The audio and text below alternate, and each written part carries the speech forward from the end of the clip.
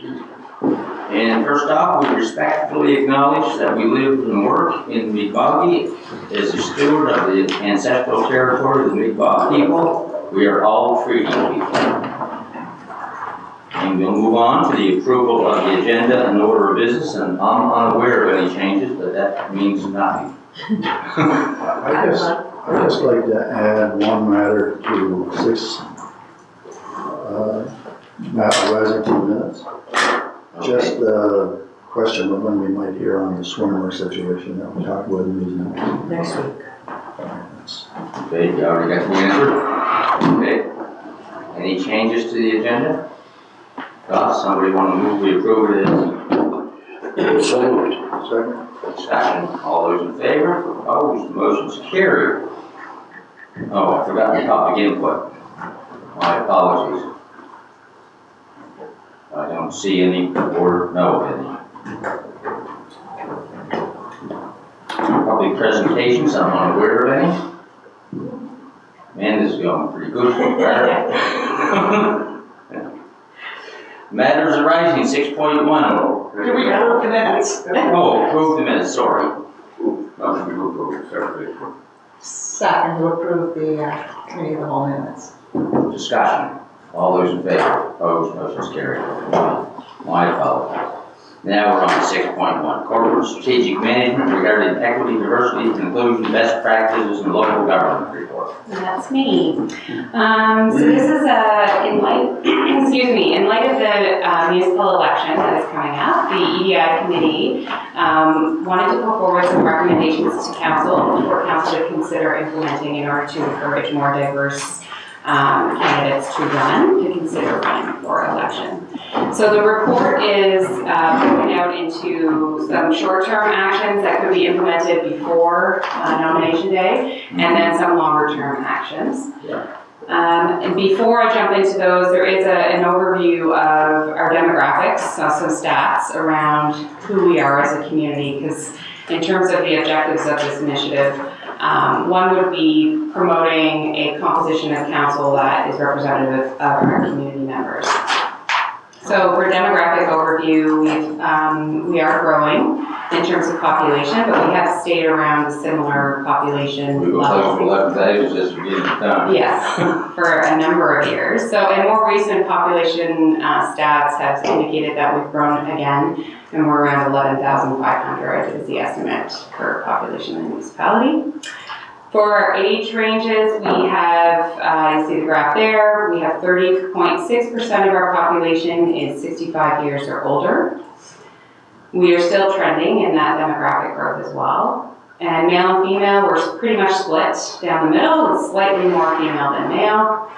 On the Indigenous side, we have 185 Métis and 325 individuals who are First Nations. And then the visible minorities, 0.5% of the population are Arab, and then 0.3% is Filipino, and then you have Black and South Asian as 0.2% of the population. There was not a lot of statistics at the local level for 2S LGBTQIA+, but I did put in some Canadian statistics as well as some data out of Nova Scotia with trans or non-binary, which is 1 in every 100 people in Nova Scotia between the ages of 15 to 34, so the younger demographic can identify as trans or non-binary. And then languages, because languages was brought up as a potential barrier for running. So we put in some stats around that. 99% of our residents do speak English at home. So some of the identified barriers from both the EDI committee as well as a jurisdictional scan. One was number one would be the time of meetings. So the current time for council and CAL meetings is at 8:45 a.m. every Thursday morning. And this meeting time can be amenable to those individuals who are retirees and people with flexible work schedules, but could be excluding people who work full-time during the week with traditional work hours. Number 2 would be childcare availability and expenses. So the lack of affordable childcare options and the cost can be a significant barrier as well. Lack of information. Prospective candidates may not have access to adequate information regarding expectations and tasks and obligations of the role. I mentioned language barriers as a potential barrier as well. Lack of representation and role models around the council table, so they may not feel like they are properly represented. And then we talked a little bit about accessibility, and we did discuss how we didn't want to go across too far into our accessibility work, because we do have separate committees for that work, but did recognize that the actual accessibility of the building and the chambers could be a barrier for people running for council. So that's mentioned in both physical inaccessibility and potential lack of accessible technology. Some of the technology we've already started implementing, things like hearing loops into chambers, as well as our new technology that we are working on getting up and running, which will help with some of the audio, and we can do closed captioning on YouTube as well. Cliff and I just agreed for him to give me an update on the use next Tuesday or Wednesday. Good news. And then the other few potential barriers are campaigning, so not having the skills or understanding around campaign or the resourcing, as well as experience, which goes along with that. And then finally would be, there's a couple more, sorry. So security concerns, so with the increase of online social media harassment, there's more and more, anger from the public that we're feeling in terms of not just staff, but also especially political representatives of the municipality, so that could prevent people from running. And then transportation barriers was the other potential barrier. So potential candidates from diverse or underrepresented communities may have a challenge with getting to and from the commitments for the meetings for representation.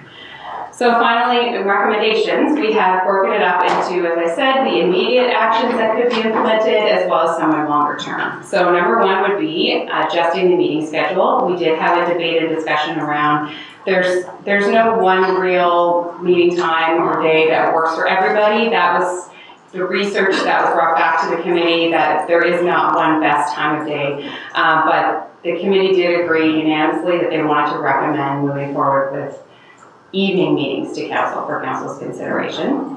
Another one was we are going out, Jenna presented a couple of months ago the engagement part that we're working on in terms of our EDI action plan. So we're going back out to the community to see if we're missing anything in our action plan and get feedback from the community on what we've done so far. So a recommendation is to incorporate a new question in that survey, which is asking people if they have any barriers that they're experiencing when it comes to considering running for a municipal election. Number three is enhancing our information sessions for candidates. So right now we have traditionally one session before the election starts, and it's mainly focused on, the CAO does a presentation on the responsibilities of running as a councillor when you become a councillor, but does not talk a lot about campaigning and the realities of campaigning and some tactics that you could be using. So we could enhance those. We could add another session. The province has had a few sessions set up around encouraging more diverse candidates through Sea Change Collab, which is a group that does talk about that campaign piece and enhances the session. So we have reached out to them in advance to see if it would be possible to bring one to our community. So yes, it is possible to do a virtual session. Possibly. I don't know, Jen, did you want to speak on that one? I did reach out, and it's too late now because their sessions usually involve bringing in speakers and guests, and the timing just isn't right. But they did agree to let us use some of their recorded virtual recordings, I guess, that we can present at our own session. At our own sessions, yeah. Or a couple of sessions. And then part of those sessions, we would, the committee recommended providing transportation and childcare stipends at the very least, so providing reimbursement for people who have children and need to pay for that to come to the sessions. So that would become an expense, like mileage or whatever? Yes, yeah. 4 would be partnering with local organizations. So we have the South Shore Multicultural Association, who has members all across the South Shore, and they already have a network of people that we could connect into in terms of added promotion. So the other is promoting the benefits of being a political representative of the municipality. We're gonna tell them about the disadvantages. Yeah, you're in Just the, asking. yeah. And then I already touched on the childcare and the transportation support. And then finally, in the short term, is for council to consider looking into whether we can provide health and benefits and a pension plan participation for counselors.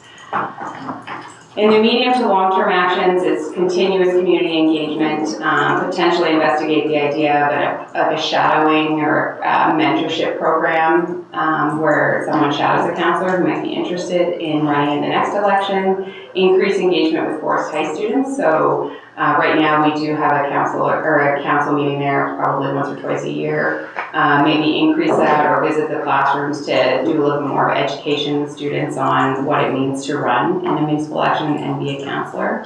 And then continue to prioritize the accessibility recommendations that we have received from the audit that was done in the buildings. And then finally, develop so Kings County developed a policy which is aimed at making the municipality a family-friendly workplace.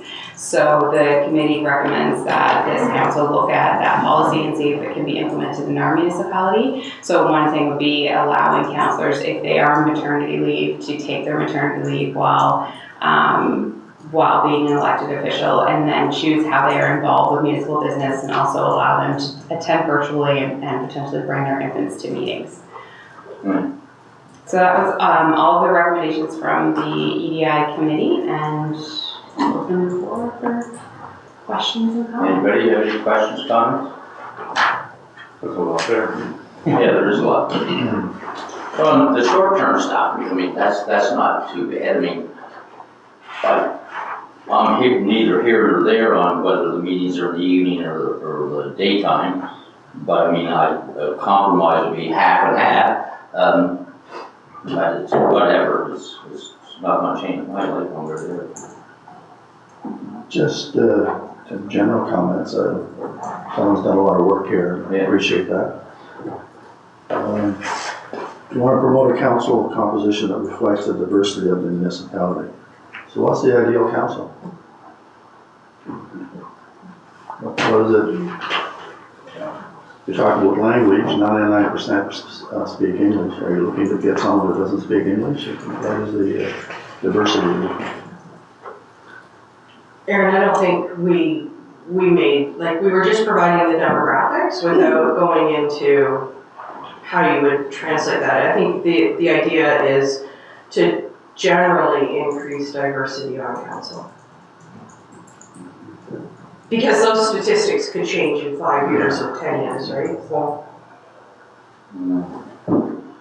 I mean, we can help promote it and do things like that and do sessions with various groups and things, but I mean, at the end of the day, the public determines the diversity of council. I guess it's encouraging people to run. Yeah, you can encourage them to run. Yeah. Removing some of the barriers. But that's about all we can do. The rest of it's up to the public. How big a barrier is the time of the meeting? I think it would depend on. It's a big area. I've been here a long time. We've tried morning meetings, we did try some evening meetings, and actually at one council, we changed our meeting times to suit council to the afternoons for the school teachers. And I think that worked quite well, and I think perhaps the new council. It depends on who's elected, yeah. Who's elected, well, better off to decide. Catch-22 is when people find out the meetings are in the morning, they don't run. Personally, I don't feel that I think what I mentioned, there's an ideal time, because they don't know who's gonna run, who's gonna offer. If people work shift work, people have kids, people have kids on the house, there's all kinds of different reasons for people for different times of the day. I don't know what the ideal time is, and I don't think there is one. I know we made allowances for council before, of the council itself, because of the different people with different commitments. Evenings may stop people from running. If they be morning stop them, and there could be afternoons. I don't think there's an answer to that question, personally. I really don't. I think perhaps if they want to try, we did this before, try an evening meeting. that may suit some people and not others. If we're talking about people running for council, or people coming to meetings, they're two different subjects. Andre? Yeah, I'll just address one comment. From a working person's perspective, half and half meetings, I don't see how that actually addresses the problem. Because if you were thinking about running for an office, and your work is, like most people, like sort of 7 or 8 till 5 or 4 or whatever, missing half the time versus missing all the time is still a big problem. I would see that as a barrier. If I were a working person, I would consider that a major issue. If I reflect on our practices for every single committee, I believe, that we engage with the public, so rec committee, EDI committee, our village and municipal planning committees, when are they? During the evening. We put them in the evening. Why do we put them there? Because most people can go then. If we have a public hearing which we expect to be contentious, Then we have a need. we have it in the evening. So I would suggest that this council has known for decades when most people are available, because our practice has always been, when we want public engagement, we put it to the evening. I think it's insincere to say we're not sure. We know exactly. It's, from my own selfish perspective, it's a convenience for me to come on Thursday morning. You know, I have the liberty, because I own my own job, to come on Thursday morning and I can get it out of the way and I don't have to worry about consuming my evenings. But, you know, if I were working at the Independent or any other number of, like, as this demographic says, 30% of people are above the age of 65, which is a sort of your traditional retirement age, but that means that 70% of people are below that age. And most people don't have the ability to just take off every Thursday morning. And, you know, if you were considering running for this office, I think that would be the first thing I would check is when do they meet? And if it's Thursday mornings and there was no discussion of moving it, then you don't have to go any further with your analysis. I mean, most employers, Sharon is, I think, an exception, but most employers, I would say, if one of my employees said every Thursday morning we have to leave, I would see that as a big problem. And I think most employers would feel that way. Not all, but many. And many people don't actually work handy. So, like, if you're traveling to work in Halifax or whatever your professional, or maybe your job takes you to many areas, you know, it's not just the time, but then you have to then prepare for your work and leave. So you wouldn't actually get to work sometimes until 2 o'clock in the afternoon. It's almost not worth doing. It's almost a whole day. It's a massive barrier for working people, which 70% probably roughly of our population are. I understand why the committee was unanimous on this, because we know it's a change, it's a big change, but half measures won't work. I'm confident of that. And I think if we're being sincere, we know when people are available. And that's my commentary for now. Yeah, I don't disagree with that. It's just that if a new council is elected and nights don't work for them. Yeah, but the thing is, if you had a default being evening meetings, the council can change. Yeah. But if in the absence of a motion of the new council saying, this doesn't work for us. No, I don't mind doing that. I'm just saying that, you know, depending on who gets elected, whatever works for that group of people. But wouldn't it be up to us at this point, Oh, we can change it now and say that what it is, yeah. going forward, the default is the evening meetings, but the new council is free to change that first meeting if the composite of council is. That works for me. How does it work for staff, Tara, if we have evening meetings? The last time we did it and tried the evening meetings, it was probably more challenging because if staff had an item on the agenda, they would have to stay after they would get overtime, all of that. Now we have the technology to allow them to zoom in. We have more flexibility in like our work from home policies, our flex work policies, so that if they did have, you know, a 2-hour window where they had to be in a council meeting from home, then they're able to make that up the next day or another day as time in lieu. So it's less of a barrier now to have those evening meetings than it would have been when we tried it the last time. So I don't think it's a huge barrier. Other councils have done that and done it successfully. And if it's an item where staff have to come in and be here in person, then we absolutely have that flexibility as well. Like I said, time in lieu, all of those sorts of things. It doesn't have to be paid overtime. So whereas before we were more so in the mindset of paid overtime, and it was a little more challenging. So. Gina? Thank you. Great question, Derek, because I was wondering that.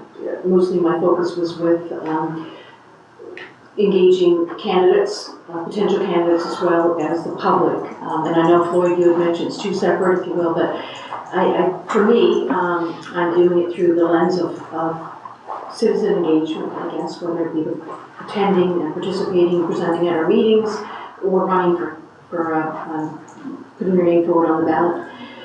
So thank you to staff again as well for the work, the background, the upfront, and the gathering, presenting it back to EDI. But as well, a big thank you to EDI, and I know that we put a lot of faith, and I believe in that, in terms of whether it's citizen reps around our heritage properties or planning, recreation, and in this case, EDI. And I think I've said it before, and I'm not playing favorites on any of the committees, but the EDI committee, from the beginning of time, from when Adele and I were the representatives, if you will, from council, they're hard workers, they're deep thinkers, they put a lot of effort into not just showing up for their 2-hour meeting. And so I want to thank the committee members. And I think, Aaron, you had mentioned one of your quote was we did have a debate around at the EDI committee table. So this is over a number of meetings. It wasn't taken lightly. This is well thought out.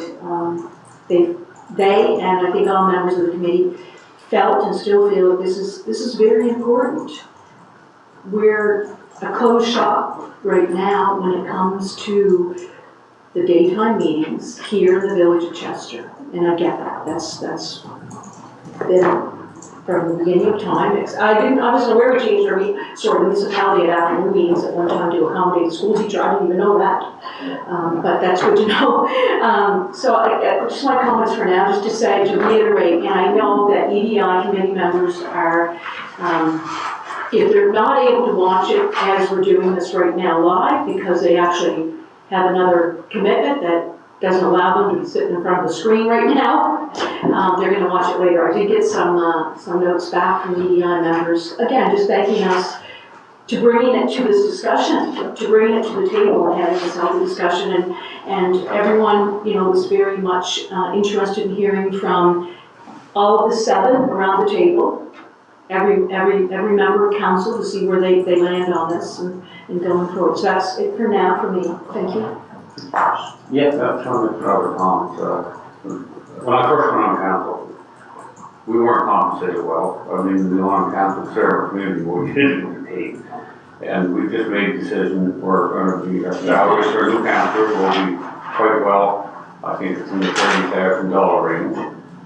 And I know when I was working, when I first came to council, and I went to my employer and asked if I was on council, would they support me? They were overwhelming yes. They were 100% support me to do that with 1 meeting a week. And it's not a lot of time, but I think a lot of employers, like firefighters, that they will support them if they're asked a question. And councilors are going to be well paid. And I think to give up a 4-hour morning for a morning meeting is not a big ask for paying people $37. I'm not convinced that it's, I think the various evening meetings, morning meetings, afternoon meetings, and I still say that the council of the day should be making that decision, not me for them. This seems to work for us, the next council it may not work for, but I do believe the council is going to be compensated. Full-time jobs plus a $30,000 job, they're pretty nice. It's a pretty nice income. So I think that you have to, or I would, not as a counselor, but as a community person, expect that person to be able to sacrifice a little bit.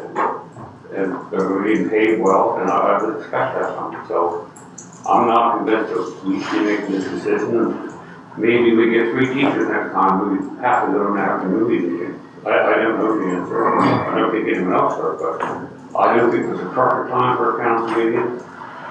It could be morning, afternoon, evening, I don't know. It could be, I work shift work. And people work at Tim Hortons work shift work, and people work in restaurants work shift work, and there's all kinds of people work different hours. So what's the perfect time? To me, it's on them. I think it should be flexible, depending on who's here. Make up a council. Yeah. Yeah, I think to me, if I was going to run for council and I was working for someone, that would be, other than my family, you know, I'm thinking about running for council, how do you feel? It would be my employer and say, look, I'm thinking about doing this. And I think, Andre, most employers would agree. They would be flexible on that way.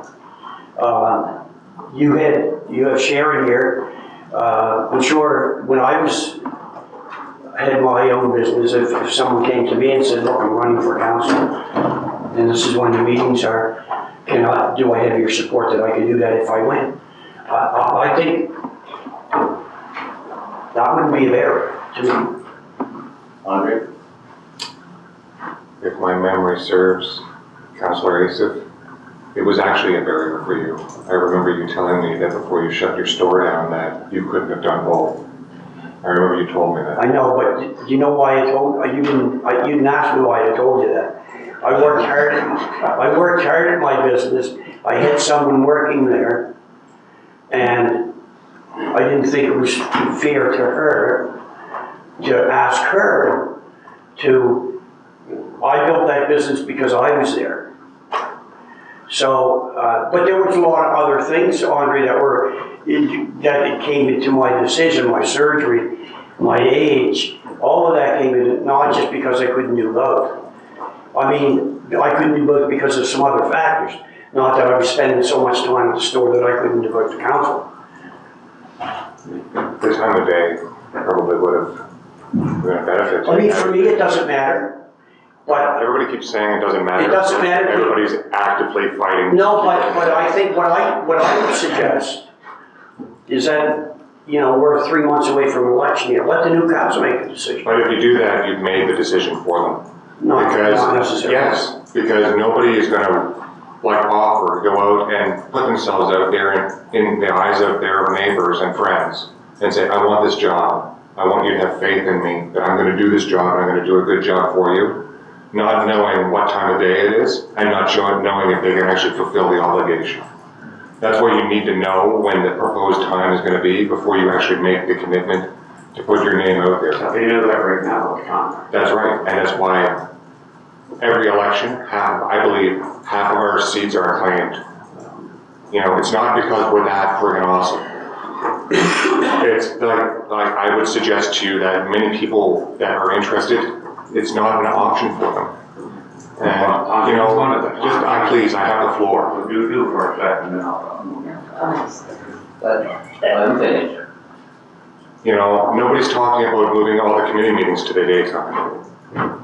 You know, if this is such an awesome time, let's put all those there. Let's see what happens to our volunteer base then. It will vanish. You know, nobody cares.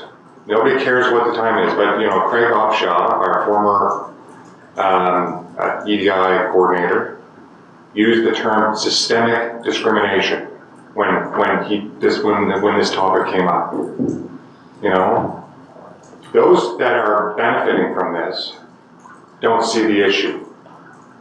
Who benefits? I don't care. There's nobody cares, but they are unwilling to change it. It's called systemic discrimination, and then, you know, there's a cartoon where, you know, it shows it says, who wants change, and then you see a gallery of people and they all put up their hand and it says, who wants to change, and everybody puts down their hand. That's what this is. It's fine to make everybody else change just so that we can be more inclusive, except for if it affects us directly, doesn't it? You know? Sharon? I'll just comment. I think when you run for council, it's a conscious decision to run. And I certainly have had a full-time job since I've been here. And I just didn't work for one company. I worked for the province, and I worked for a private enterprise. And then I currently work for a nonprofit. And my first question to them would be, I'm thinking of running for council. Will you support me in running? I may have to have, Thursday morning off or whatever day it was. And in all cases, they supported that decision. And where I am today, they said it's awfully nice to have somebody sitting on council. We appreciate that we have a staff member in that position. So I think if you have a conscious decision to run for council, you ask your employee, you work around it. I mean, I look at the evening meetings, I don't care, I can come in the evening, but I feel, if you were just an example, if you were a mother, an evening meeting may not be the best, you have to try to get your children to bed, I'm just saying, maybe not. The day might be better. You might have a child in daycare, so that would be easier. I'm just saying, I don't know. Depends on who you are. I think it depends. Many people work shift work. And, but I'm okay with whatever we decide. If majority feels that evening meetings are more suitable, let's go for it. I don't care. There's me. Floyd? Derek? Then I just want to comment on the committee meetings. I mean, it's pretty obvious that our committee meetings are in the evenings. All our volunteers, a counselor versus a committee member person to me is totally different. Counselors are paid $35 a year. They're going to make a 4-hour commitment once a week. Committee people are volunteers from our communities to sit on our committees. And yes, they would naturally be in the evening in my opinion. I do agree with Jim that on me. But I mean, I know you wanted meetings in the evenings from day one, and I'm not sure if it's self-motivated or not. I think it could be. I can meet in the evenings. My experience has been, if I was going to move in evening meetings, if you said the public would participate more, and I know we've been down that road, and I haven't seen that at all. I know when people have an issue, if it's a planning issue, whatever the issue may be, they get here, if it's morning, afternoon, or evening, or they'll send a letter, or they'll watch us live, and if they can't watch it live, they watch it in the evening, they call their counselor. There's all kinds of ways to do things in technology, and since my early days on council, and now there's a lot more ways to get your opinion brought forward, or talk to people, or to watch a council meeting, all of those things. And yes, committee meetings in the evenings, because they're volunteers, and that's the time of day they should meet. Well, I agree with that 100%. Why should they meet? Derek is the floor. The recommendation of the committee seems to be very clear, though. They must have discussed this and concluded. Aaron, is that fair? They concluded that it was a barrier? Yes. And recommending what? Moving to evening meetings So that's the recommendation of the from the committee. committee, yeah. I just want to clarify. I thought that's what the report said. Tina? Thank you. So that's, meeting schedules is one of 7 in terms of immediate action recommendations. So I just don't want to lose sight of the fact that we all seem to be comfortable, I think, the majority, I think I've heard that around the table. We're pretty cool with moving them to the evenings, but I'm not saying we haven't voted on that yet, but that's what I've heard from most everybody. They seem to be okay with it. Nobody cares. Pardon? Nobody cares. So also then, I just didn't know if we wanted to vote individually on each of the 7 or how we want to handle it. I know we've got all day and evening. Sorry, couldn't resist to meet on this, so we are not under no time constraints. But I just didn't want to lose sight of the other items, and I don't want to take away from the meeting time, but we've got others. And I don't want to discredit those other 6 of the 7. Yeah, I'm glad you mentioned that because one of my concerns, unless we the staff, when we do agendas, you know, are we gonna be here till 12 o'clock? Are we gonna be, like, you know how meetings go? And to a point, which is great, I don't disagree at all. But are we gonna look at our policy of public, before the meeting, talking? We'll have to look at that, because if 15 people show up in the evening and wanna speak, this is gonna, I mean, it's not as simple as just saying evening meetings. Yeah. So I would say most of our meetings start at 7:45 in the morning right now, or 8:45 in the We morning had to right start now. very early. Yeah. And we're typically out of here before noon, so we're 3 hours at the most on an agenda. And so depending on when you chose the start time, if it was 7 o'clock, 3 hours, 6 is typical. or 6 o'clock, right? If you started at 6 o'clock, you'd probably be done typically by 9:30. But that's my point. Right? But my point is, Or 10. when you, Well, We're not 4 hours now. Yeah, no, 3 hours if you max. started at 9 or I guess you're 6. missing my point. 6 o'clock. I guess you're missing my point. My point is not what is on the agenda. We control that. What we don't control is what we do when the public wants to speak. We don't control that. So I mean, if you look at a situation, we have 5 people in the audience or 10 that want to speak. You know, how are we going to address that? Are we going to not do that? And so typically our agendas say it's a 15-minute public window. So you just, So So may have to enforce that. you need to enforce that if there's 5 people that want to speak, they only get 2 minutes. a couple of minutes. Okay, that's fine. That's just what I was wanting to, yeah. And further, our bylaw 79 actually says that when the public addresses council, they have 10 minutes. We have, not to my, in my 12 so years on council, have I actually observed that we've enforced that, but if we actually did strictly enforce that, they would actually cut down. But does I that- recall over an hour's presentation on Smart Tree one time, in which no decision was required. So, you know, we could probably trim some of that fat. Well, doesn't the public, No issue. when you say the public, does that mean 10 minutes for the total public or 10 minutes for each public? So there's two different situations. There's the public comment, which is 15 minutes on every agenda at the beginning of the meeting. And then there's when they request to come and do a presentation. Okay, I understand. Typically, the way we've done that as practice is, how long do you need? And instead of saying you have 10 minutes. And So the 15 minutes that we do before a meeting like we That's do, for everybody who's supposed for to. everybody who's supposed to. and that's No, for everybody. We don't enforce it. Okay. It all depends on the Okay. circumstance, but As long as we but enforce you may have to do 15 that minutes. more than As you. long as we enforce it 15 minutes, that's perfect. Yep, that works for me. Yep. Okay, so the other ones, the other recommendations, I mean, the one where we go out and do more engagement with the public prior to the election, that's a simple one. When it comes to the affordable childcare and stuff like that, I think that needs a little bit more, Flushing out? well, yeah, flushed out, what's it mean, you know? Yeah, I'm interested in that. You know, obviously I'm hopefully past that time in my life when I have to worry about it, but, Well, I just want, I need staff to tell me what's that gonna cost us, you know, and all that. Well, I would think if we're moving meetings to the evening, that shouldn't be an issue. Well, depends on who it is who's talking. Anyway, yeah. well, the idea is to try to reduce barriers. And none of that, I think none of the recommendations, actually any of them in this list are things that like were invented by this committee. These are things that have been in other jurisdictions.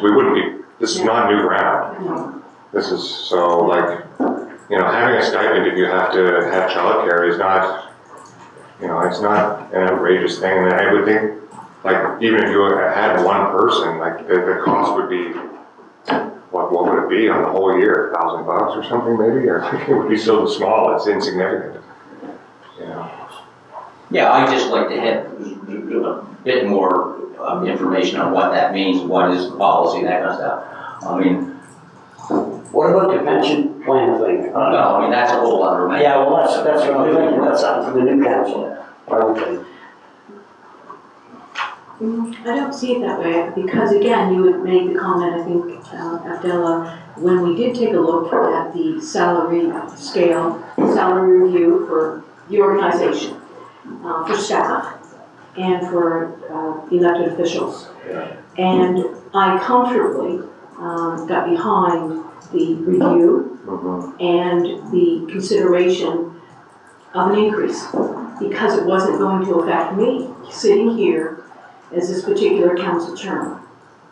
But what I will do is make this information, and I'm starting now, because I'm bringing people's attention in my community to those bylaws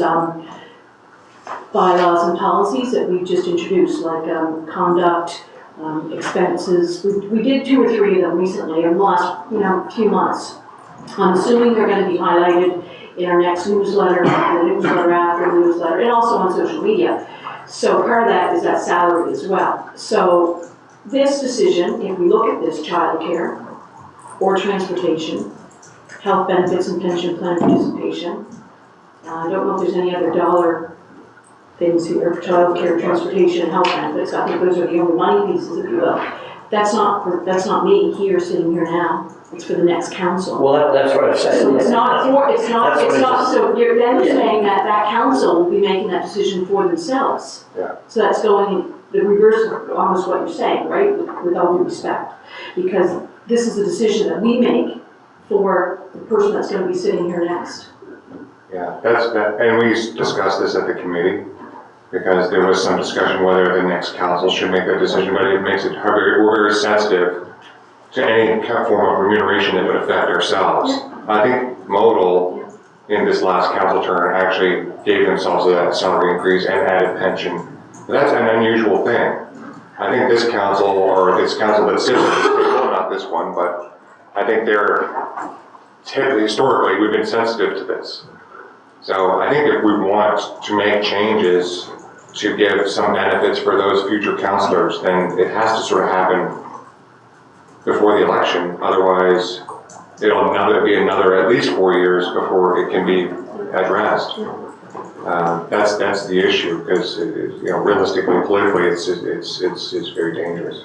And sorry, if I can too. And I think when the arm's length consultant came back with the report, they touched on one or both of those, health benefits and pension plan participation. I have to go back to my documents again, but I think that they did, as part of the review across the province of Nova Scotia of all municipal units, and again, just because others are doing it doesn't mean we have to, but what makes sense.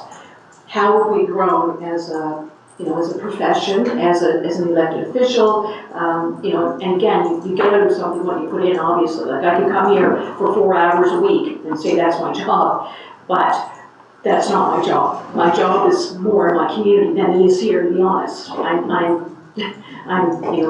exponentially the hours in my community that I'm here. So again, I don't know that would take a lot of digging, because I do think that the consultant came back with that review around the province and the recommendation or not recommendation on health benefits and pension plans. So we're not starting from scratch, I don't think. I guess my next question would be, if we adopt this action, so how are staff going to figure out between now and the election what that will be? Because wouldn't the candidate want to know that if they're offered it? How that's going to affect it? Yeah, I think, so this is committee of the whole. We would look for probably a recommendation to council to give direction on which ones you want a staff. Yeah, well, that's what I'm thinking, right, okay. Yeah, I mean, I'm not sure that I agree with pension and healthcare benefits for, I have to have the elected officials, but before I make a decision, I want to know what that means. Yeah. What is the cost to the public for us to do this? My feelings on it is I'm less interested in the pension, because actually I'm a staunch believer in actually the rollover of councillors. And you won't be here long enough to get one. It shouldn't be much of an issue, but having some sort of health care, so a lot of people wouldn't if they're on their own or whatever. That could be something that would crush a barrier for some folks. Yeah, healthcare makes more sense to me than the pension does, to be honest with you. But I still want to know, what does that mean? What is the cost to the public providing that for you? Sir, I love that expression, cost to the public, because Well, that's what- you're thinking about it in financial terms, Yeah. but I'm thinking about it in financial terms as well as what's the cost to the public by not looking at the capacity around the table, the strengthening of the organization. And I have heard from members of the public who are not interested in running because they wouldn't take this on if their life depended on it. If I go into the gas station, most people think I get a pension and healthcare. But they do, it's same here, but they do want to be, but they do want to be in the audience. So they're at least thanking us for having this discussion, to be honest, they are, in terms of moving into, you know, the 21st century or whatever the expression is, so. Interesting, the village commission has health benefits for the commissioners. Just by way of information. Yeah, that one makes more sense to me, to be honest with you, but I still want to know, what does it cost? So I agree, I think it is a barrier to some people, or maybe not a barrier, that's not the right word. It would be it would be an incentive, An incentive. Incentive to sell, Yeah. and that's not, and this talks about barriers, it doesn't talk about incentives. And perhaps it's not the committee's role, but I think we need to look at it. But I don't agree with the pension thing at all. But I do think health benefits would be an incentive. Yeah, I kind of agree with you. I mean, there's many employers that don't offer a pension. But health benefits could be very useful for a lot of people. This job shouldn't be a pensionable job, in my view. So that's supposed to happen afterward. So if we just don't bother with pension, but we get the cost analysis on the healthcare, That's and Okay. what else will we have? How does everybody feel about the childcare? Well, I just want somebody to give me some more information. I mean, I'm not gonna vote for something when I don't even know what it costs. It's important. You know. We had to put the qualifications down, what? Yes, how do you get eligible, how are you not? I'd like more detail on what that means, that's all. Again, I So think what would it look like and what would the, Yeah. it'd be similar to healthcare, in the sense it would be an incentive. Yeah. It'd open up a whole new group of people who could run, if they had some childcare support. I totally agree with that. Yeah. I do too. Yeah, so those two things, we want more information on, and the big one is whether we're gonna say that they're evening meetings or they're not. But I don't mind saying that they're evening meetings, but the new council, depending on who gets elected, should have the ability to change. Well, they do with you. Yeah, we could do it, so your evening meetings unless changed by the new council. Yeah, because the evenings work for some and they do not work for. But it is a recommendation of the committee, and I think that they've given it a lot of thought. They are. I think we at least should vote on that. Are we adjusting the time for the meetings, like if we go for the next council term or for us starting now? Well, it'd be the next council term, I think. I think so. Yeah. That would be enough. okay. Someone want to put a motion on the floor, go ahead. Well, we should do them one at a time, I think, which is maybe different. Well, I think we need a motion to get more information on the cost of healthcare and what the criteria would be to qualify. And the same, Medical coverage. the same for transportation support and benefit? yes. Yeah, so a motion to get a staff report on that. Well, the qualifications for working down on healthcare, qualifications are important benefits. Who would qualify, but healthcare would be. Healthcare is just the cost, what's the cost?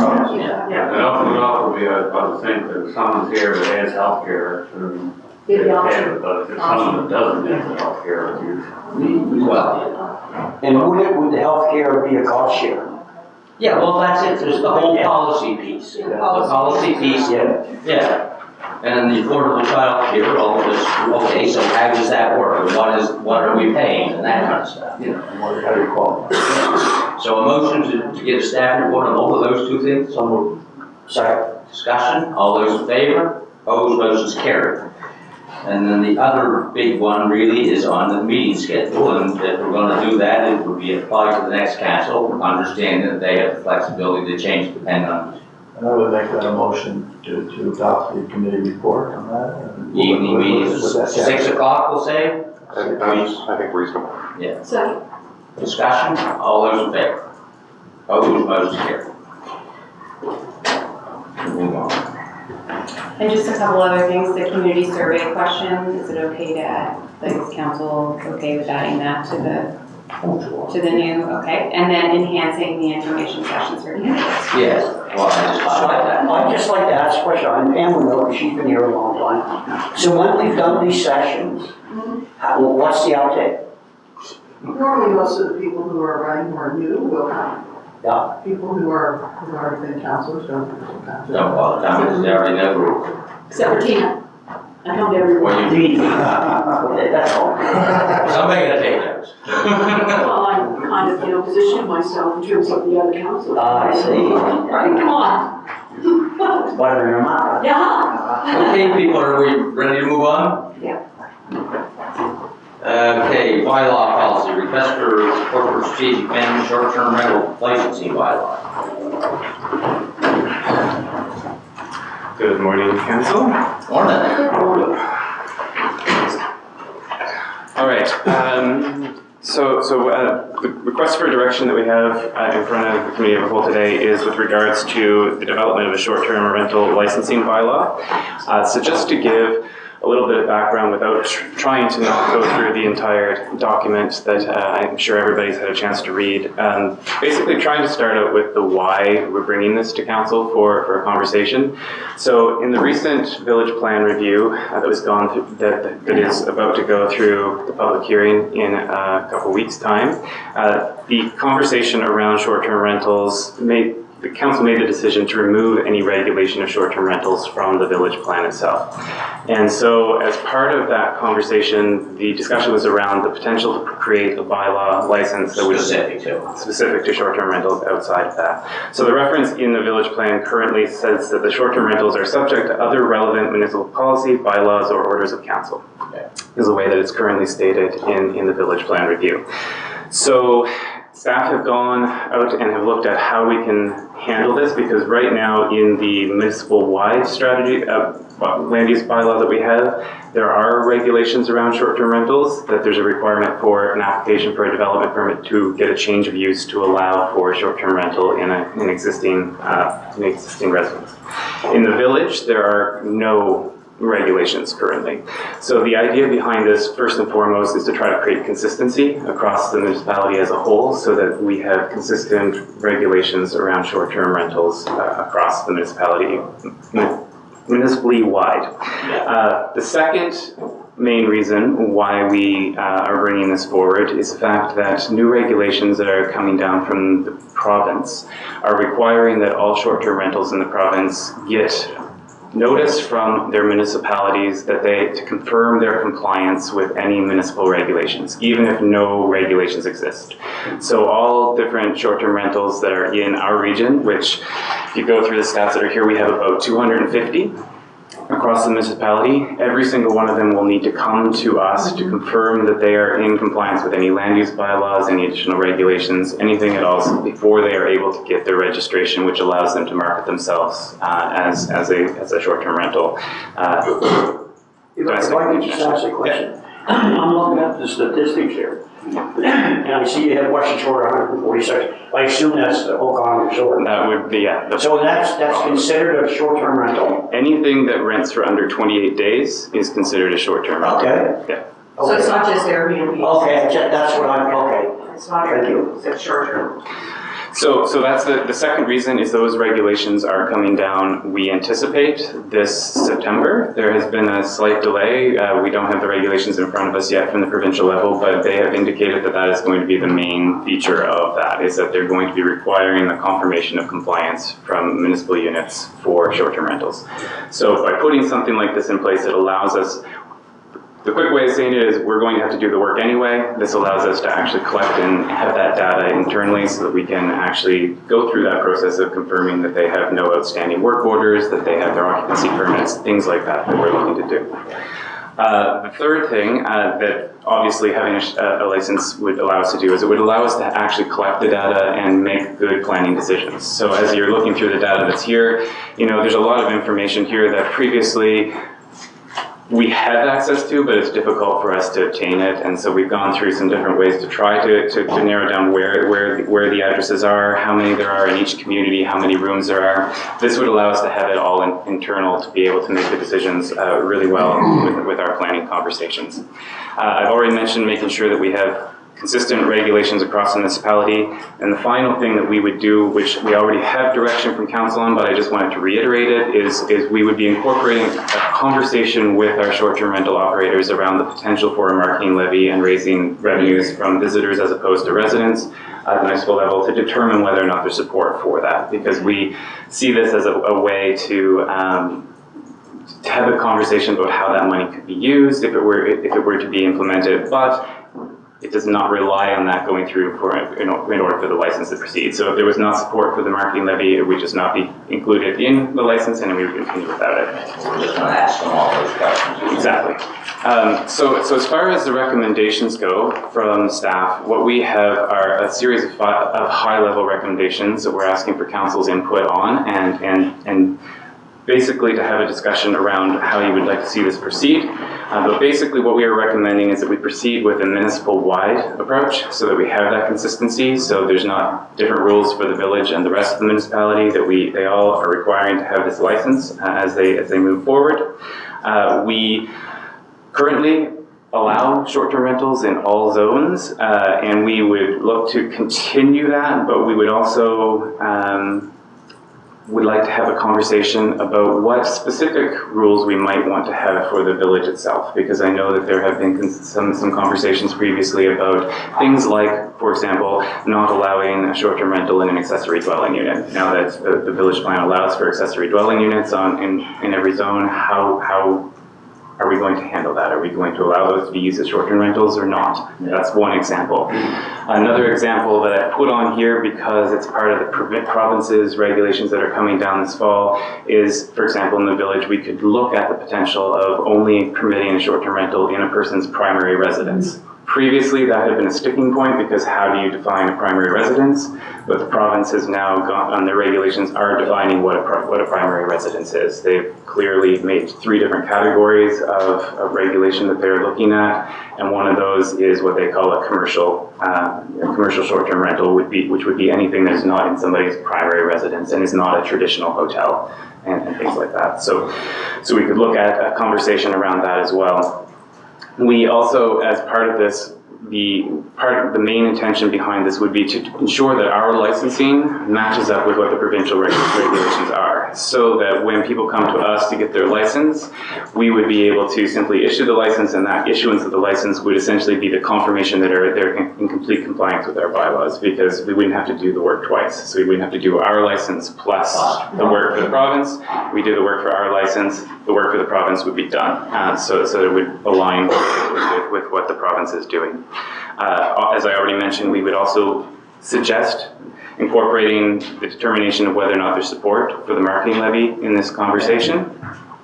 And the strong recommendation from staff and from the people, from our staff that are involved in bylaw enforcement, is to ensure that any regulations only deal with the exterior and use of the building, and we're not looking to do anything further when it comes to inside the building. So we're not trying to create new building codes or new anything like that. We simply want to look at anything exterior to the building, whether or not they're going to use the building for this purpose. We're not going inside the home to do any additional inspections or anything like that. And the two final recommendations we have here is part of the provincial regulations are that once a short-term rental operator has confirmed compliance with the municipality, they do not need to continually go back to the municipality to confirm compliance on an annual basis, because they don't want to make it both prohibitive to the operator themselves, but also to the municipality. So in order to ensure that we reduce our resource impact as much as we can, our suggestion is to make this a multi-year license, so we don't have to do this process on an annual basis as well. So that once they apply, we have a term that they are good to use this for quite some time without having to come back and continue to confirm that they're in compliance with our bylaw and our license. Because of that, that comes to the final recommendation, which is we want to ensure that there are adequate measures in the bylaw to revoke a license for bad actors. So because it's going to be, our suggestion is a multi-year license, we want to ensure that we also lay out the process by which people would have a license revoked if for any reason they're not compliant, so going forward. So those are the recommendations that we have for discussion, plus any that council might have as well. I've also outlined the next steps, but we do have contact details for every single short-term rental operator in the municipality, and our intention is to do our engagement that way, to reach out to everybody by email, do a sample by phone, meet one-on-one with a lot of the key players in the area to determine, to basically engage on this. And our intention would be to bring back a draft for first reading in Q4, which would be obviously for the new council. But that's our intention for conversation. Yeah, Jerry. Thanks for this. An interesting meeting.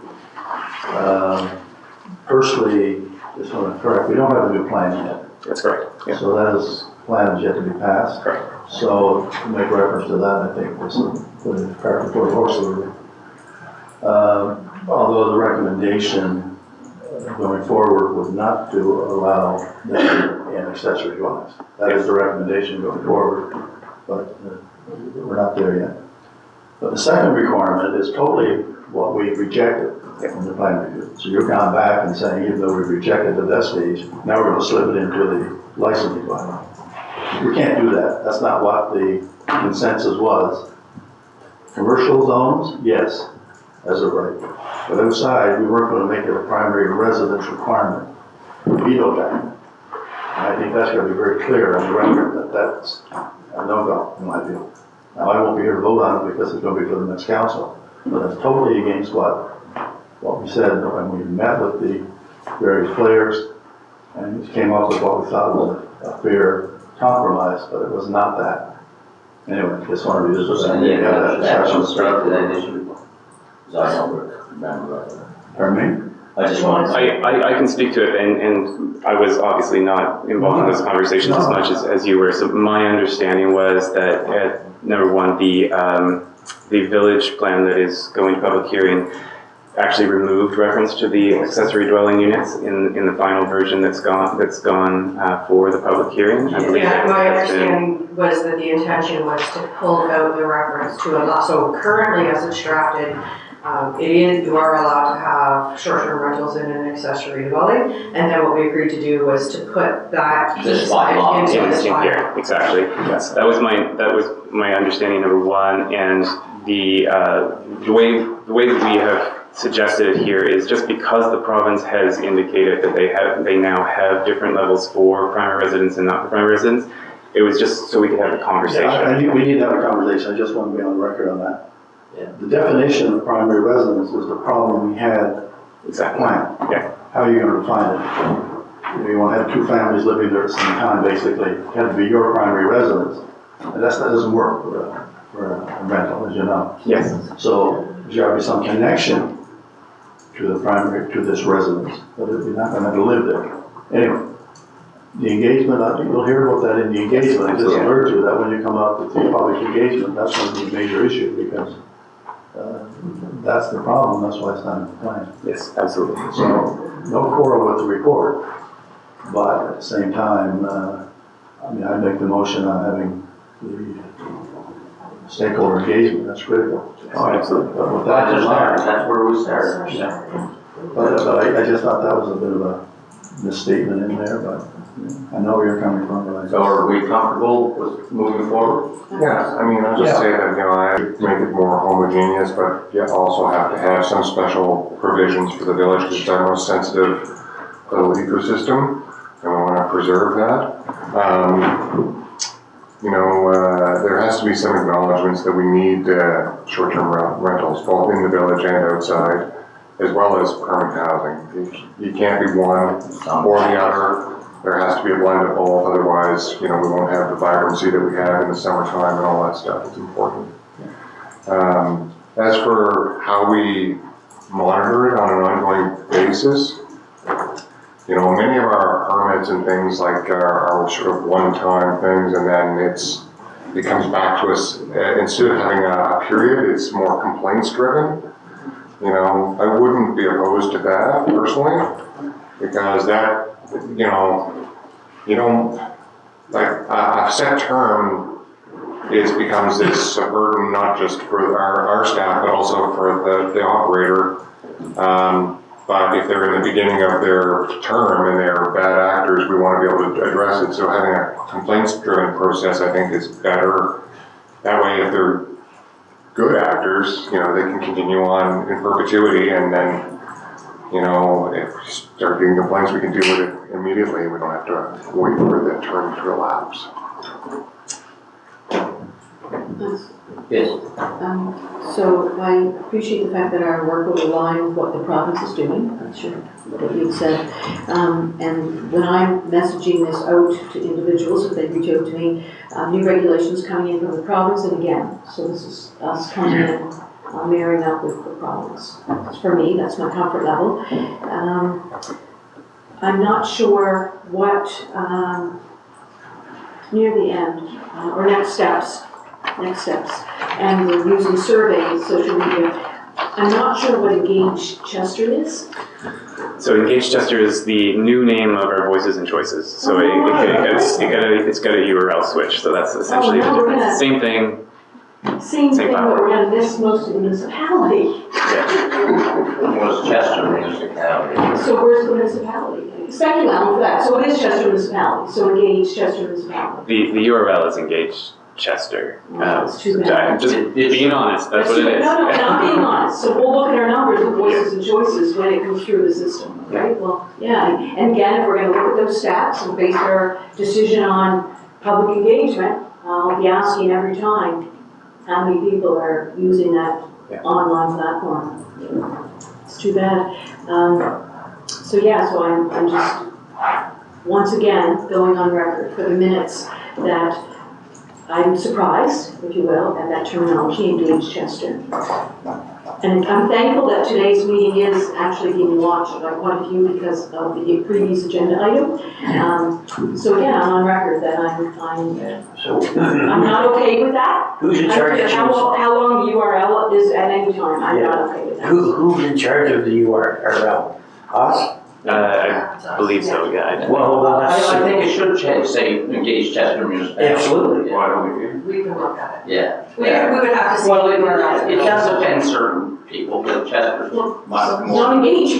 So it should. It's ridiculous. Yeah. It's right. Yeah, Yeah, I think it should be changed. change. Reflect the entire municipality. Absolutely. But anyway, it seems to me that what you want to do is the path forward, and is somebody prepared to move that we take the next step and move forward? So moved. You need a move motion? Yeah. Or do we do recommendation number 1? Discussion, all those in favor? Opposed, motion carried. Option number 1. Okay, consideration of August meeting schedule. And I know sometimes we take some of August off, because people are gone off on vacation and stuff like that, so I assume that's why that's here. I'm on vacation.